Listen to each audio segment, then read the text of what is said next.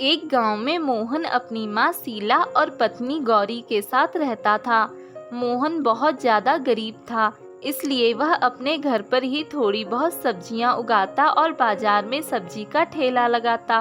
मोहन की पत्नी गौरी अक्सर बीमार रहती, जिस वजह से मोहन की माँ गौरी से नाराज रहा करती थी। एक दिन गौरी की तबीयत ठीक नहीं थी, इसलिए वह आराम कर रही थी। तभी मोहन आता है।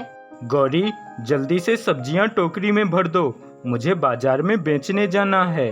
तभी मोहन की माँ आती है।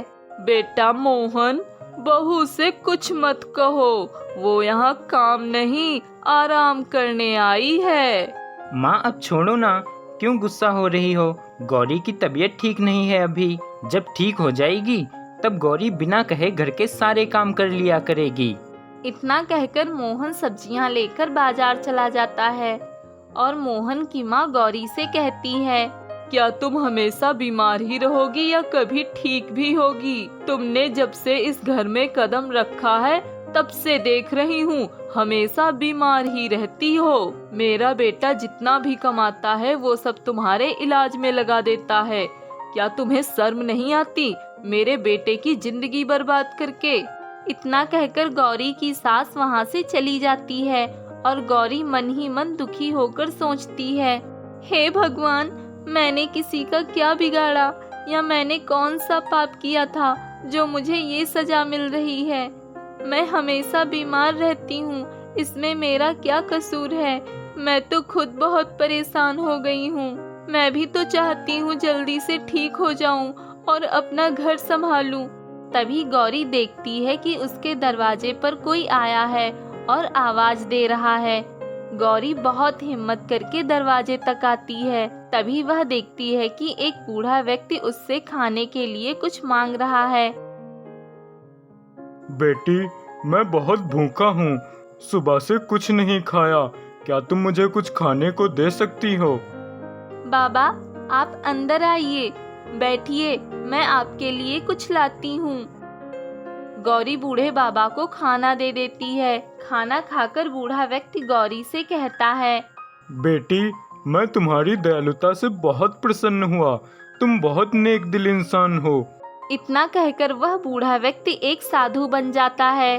बेटी, मैं एक सन्यासी साधु हूँ और मैं यह देखना चाहता था कि तुम किसी की मदद करोगी या नहीं, लेकिन मैंने देखा कि तुम एक मददगार नेक दिल इंसान हो, इसलिए मैं तुम्हें यह पौधा दे रहा हूँ। यह एक कटहल का पौधा है, तुम इसकी सेवा करना, ये तुम्हारी जिंदगी बदल देगा। इतना कहकर साधु गौरी के सिर पर हाथ रखता है और वहाँ से चला जाता है। तभी गौरी को एहसास होता है कि मानो उसकी बीमारी जैसे गायब हो गई हो। अरे, मेरे पैरों का दर्द तो गायब हो गया और मुझे अब कोई दिक्कत भी नहीं लग रही है।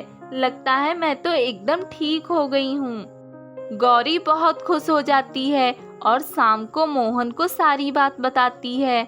गौरी, तुम ठीक हो गई, ये मेरे लिए बहुत बड़ी खुशी है और मैं बहुत खुश हूँ कि तुम्हें वह सन्यासी साधु मिले और तुम्हें अपना आशीर्वाद दिया। चलो, अब हम कटहल का पौधा अपने आंगन में लगा देते हैं।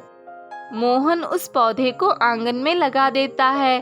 कुछ सालों बाद वह पेड़ बड़ा हो जाता है और उसमें ढेरों कटहल लग जाते हैं। एक दिन मोहन पेड़ से कटहल तोड़कर अपने घर ले आता है। क्यों ना हम एक कटहल की सब्जी घर पर भी बनाएं? हाँ हाँ, क्यों नहीं, ये कटहल का पेड़ तो सन्यासी साधु का दिया हुआ प्रसाद है, तुम जरूर ये कटहल की सब्जी बनाओ।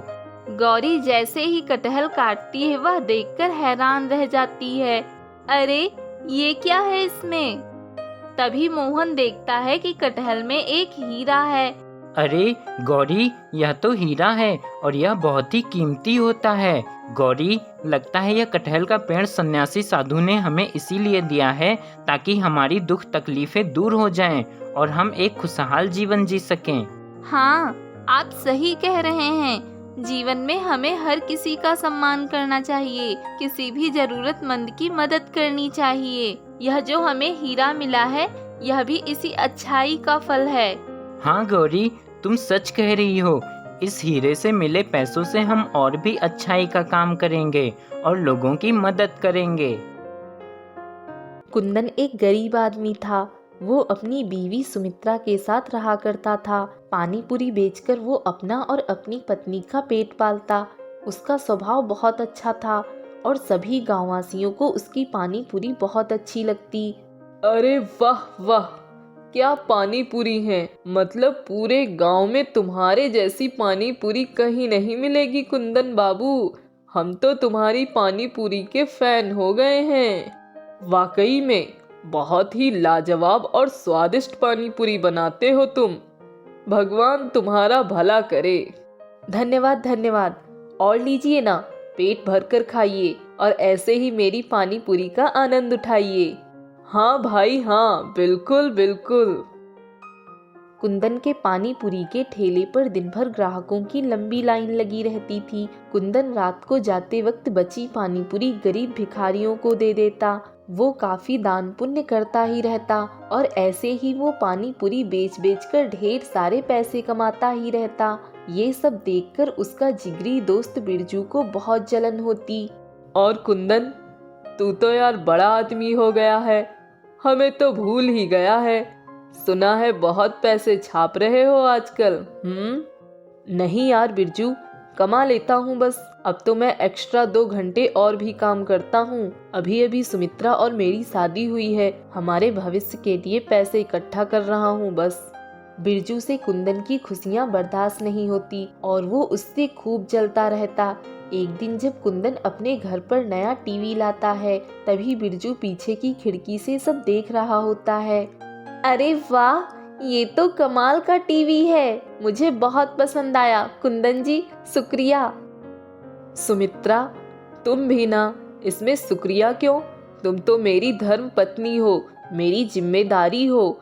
और वैसे भी मैं जब पानी पूरी बेचने जाता हूँ तभी तुम अकेली घर पे बैठकर बहुत बोर हो जाती हो, इसलिए मैंने तुम्हारे लिए मनोरंजन के लिए ये टीवी ले आया।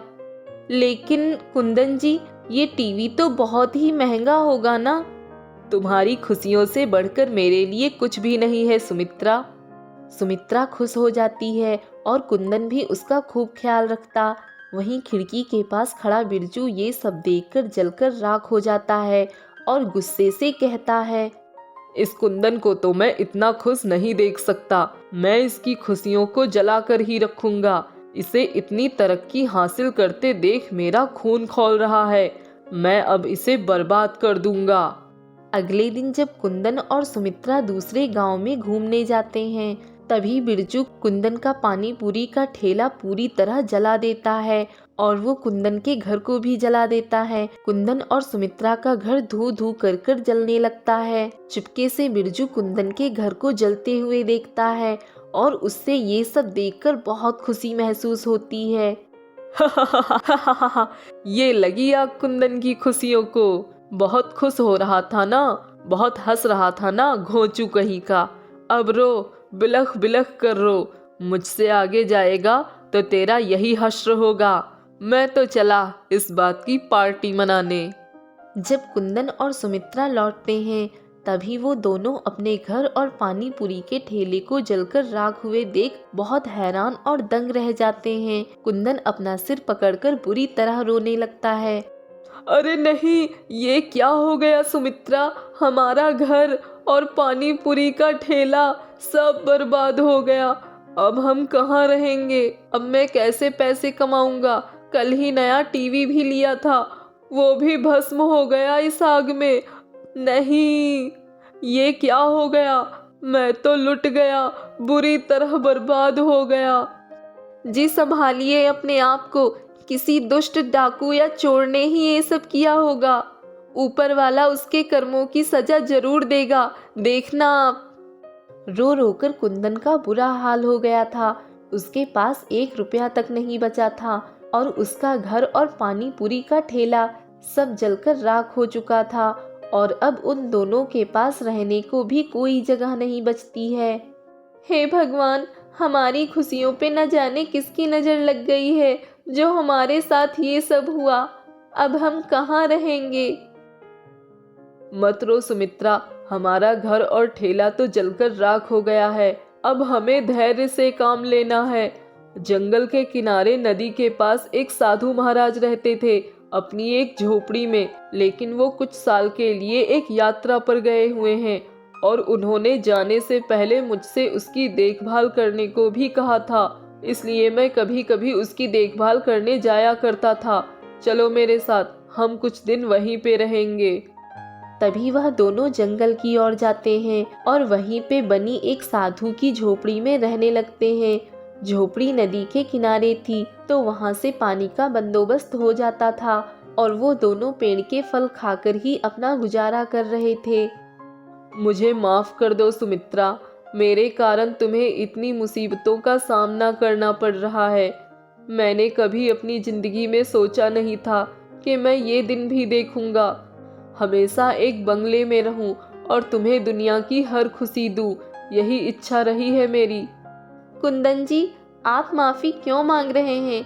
आपने थोड़ी कोई गुनाह किया है या ये सब जानबूझकर किया है? मैंने आपके साथ फेरे लिए हैं और जीवन के हर दुख सुख में मैं आपके साथ रहूंगी, ये कसम खाई है। मैं इस झोपड़ी में रहकर भी बहुत खुश हूँ क्योंकि आप मेरे साथ हो।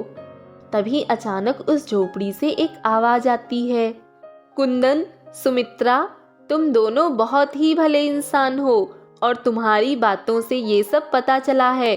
तुम दोनों काफ़ी दुखी हो और इस झोपड़ी में जो भी भला इंसान आता है उसको यहाँ से निराश होकर नहीं जाना पड़ता। अरे ये क्या, झोपड़ी से आवाज आ रही है? ऐसा कैसे हो सकता है? कुंदन, मैं एक जादुई झोपड़ी हूँ और सुन भी सकती हूँ और बात भी कर सकती हूँ। ईश्वर से मुझे ये वरदान प्राप्त हुआ है। तभी झोपड़ी के कहने पर कुंदन अपनी सारी बात झोपड़ी से कहता है। कुंदन, तुम बिल्कुल भी निराश मत हो। अच्छे और नेक इंसान के साथ कुछ पल के लिए कोई छल तो कर सकता है, पर उन्हें जीवन भर दुख नहीं दे सकता और ना ही ईश्वर कभी ऐसा होने देंगे। कुंदन, ये एक जादुई घड़ा है और इसमें रोज तुम्हें एक सोने का सिक्का मिलेगा और तुम उससे अपना जीवन दोबारा शुरू कर सकोगे। लेकिन याद रहे, जिस दिन तुम्हारे मन में लालच छल कपट आ जाएगा उस दिन ये घड़ा भी गायब हो जाएगा। कुंदन और सुमित्रा दोनों अब नया जीवन शुरू करते हैं और कुछ ही दिनों में एक बड़ा सा घर बनवा लेते हैं और आसपास के गरीबों की मदद भी करते हैं। और बिरजू ये सब देखकर फिर से हैरान रह जाता है।